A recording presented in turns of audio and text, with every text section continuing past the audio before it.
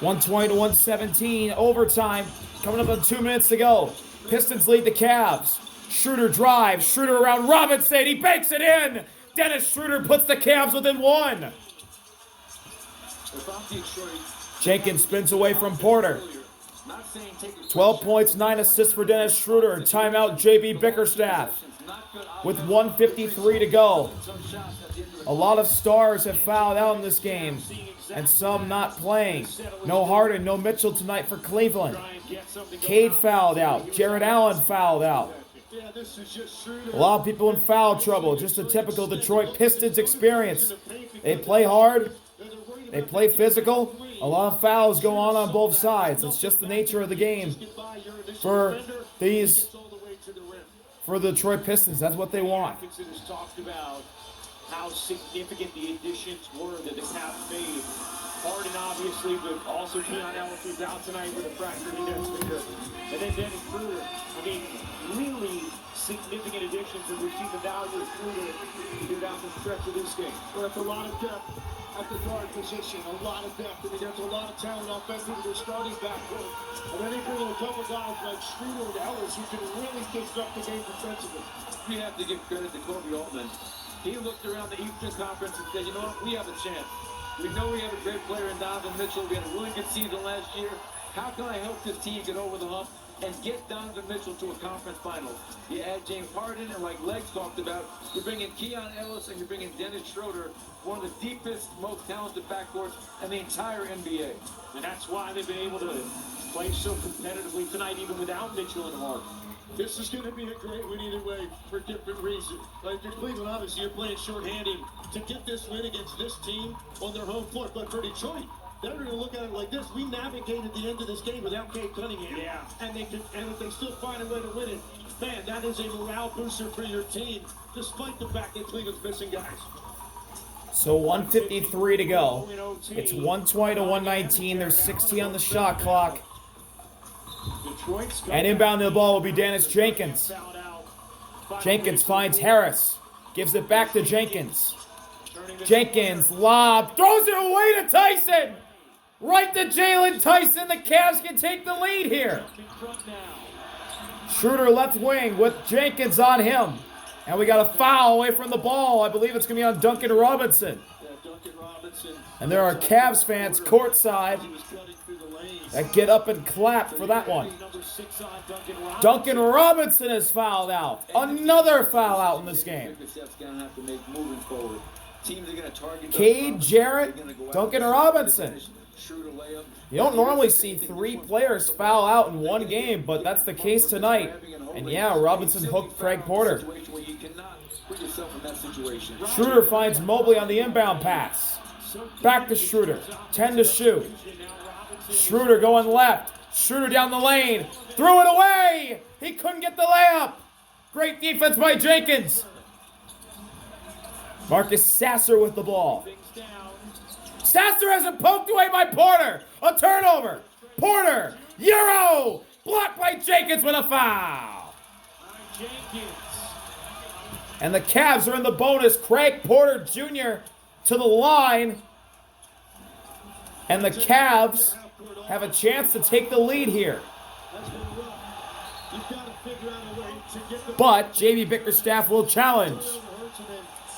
Take another look at this attempted block by Jenkins. Detroit is challenging the foul call, and on one look, looks like it's a good challenge.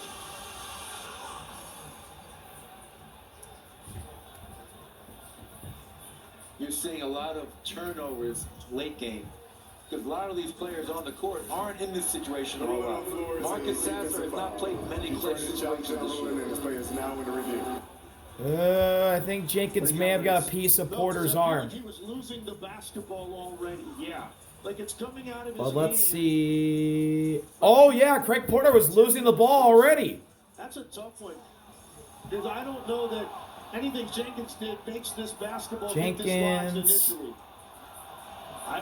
The contact doesn't get him. That contact's marginal, yeah. It's just a matter of that contact. I think that should be a no call, and let's see who gets possession.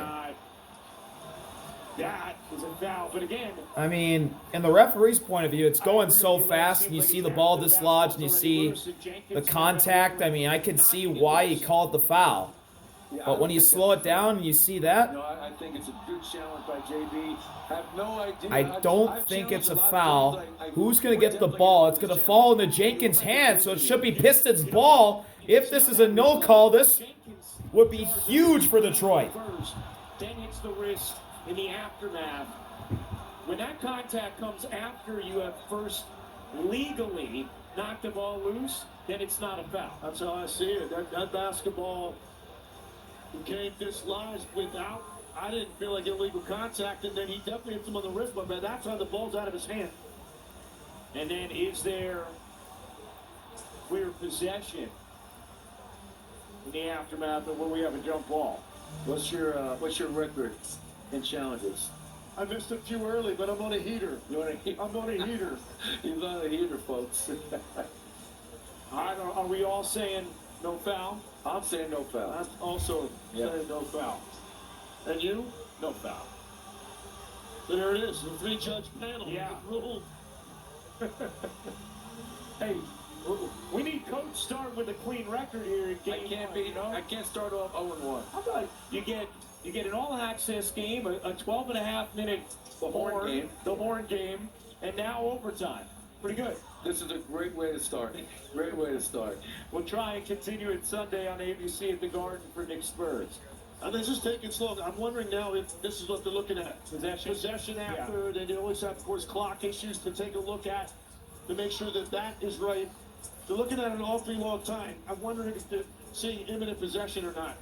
Let's see if there is clear imminent possession here. So, ball's loose and, I think that should be Detroit basketball. As this review is going on, Kate long Cunningham is review. talking to Jalen Duren for the last minute. That's what you love about leadership. I'm out of the game, but I can still find a way to help my team, give them something I may see to help us get a really important home win.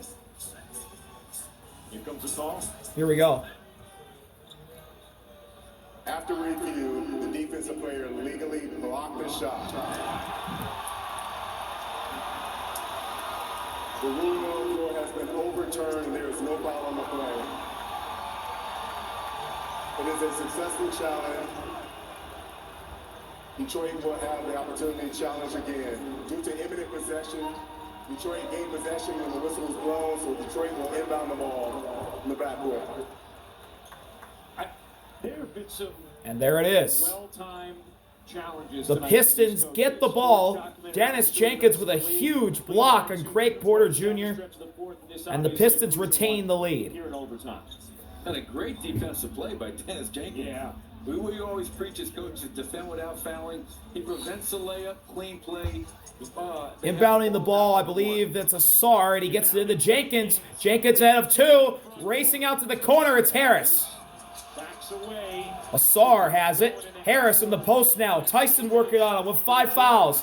Harris backing him down. He's doubled. Harris splits the double team. Misses the midi. And the ball goes out of bounds. Last touch by Duren. With 1 minute to play in overtime. And it's going to be Caps basketball under 1 minute to go.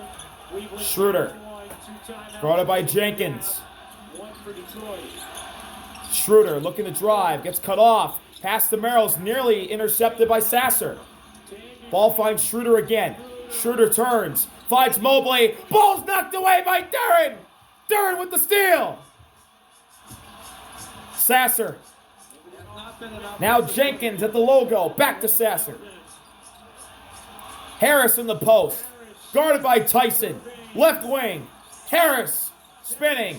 Bully ball. Turning. Shooting the fadeaway. And scoring. Tobias Harris. A huge 2-pointer. Pistons lead by 3. Timeout, Kenny Atkinson. He wanted to spin baseline the last time he caught it on the other side of the floor. It's his favorite shot in the post. He's going to time it up, feel your body against his back, and he's going to use that leverage to spin off. One of his favorite spots on the floor.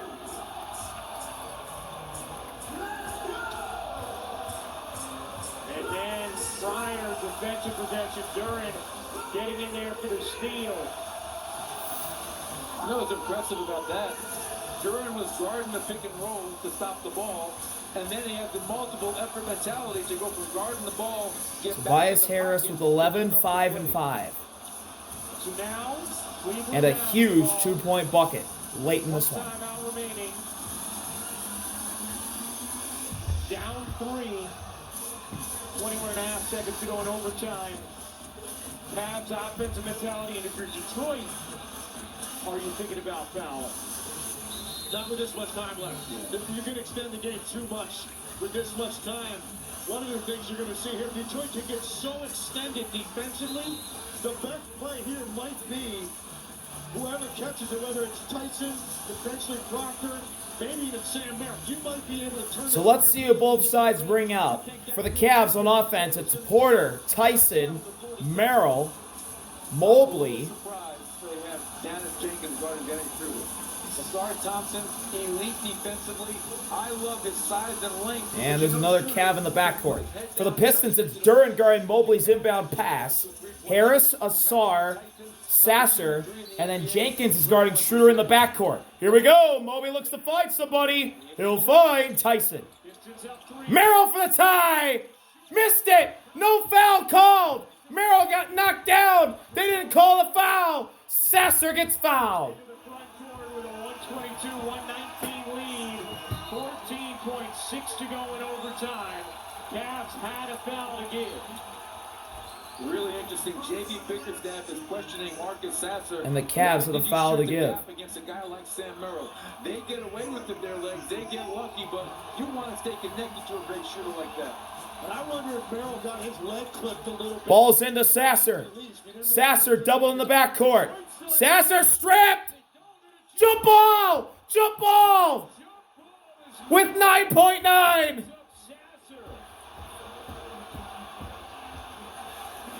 Sam Merrill's still barking about that no call when he shot the 3.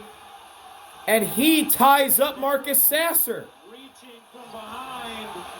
Able to get the jump ball. So it'll be Merrill and Sasser jumping it up with 9.9. 3-point lead each. This will determine everything. You don't see a guy reach around the back very often and get a jump ball out of that. Big play here. This will decide who wins it. Sasser. Jump ball. It's won by the Cavs. Merrill to Schroeder. Schroeder with Harris. Schroeder doubled. Mobley for the tie. Over Harris. Off. Pistons win.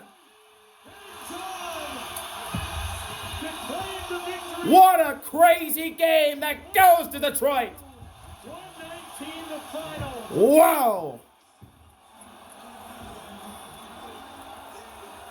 Well, it certainly seemed like Mobley had a better. The Pistons are 20-7 Not take it. versus teams that are 500 or better. I thought he had 2 And they'll get to play the song. The Pistons indeed did win again. And what a great effort in the last offensive possession and the last defensive possession for Tobias Harris, forcing an airborne from Evan Mobley to seal the Pistons win. What a game. Maybe because they saw what happened to Dennis Jenkins. They want Thank y'all for watching. See you later. RB out. Peace. Timeout.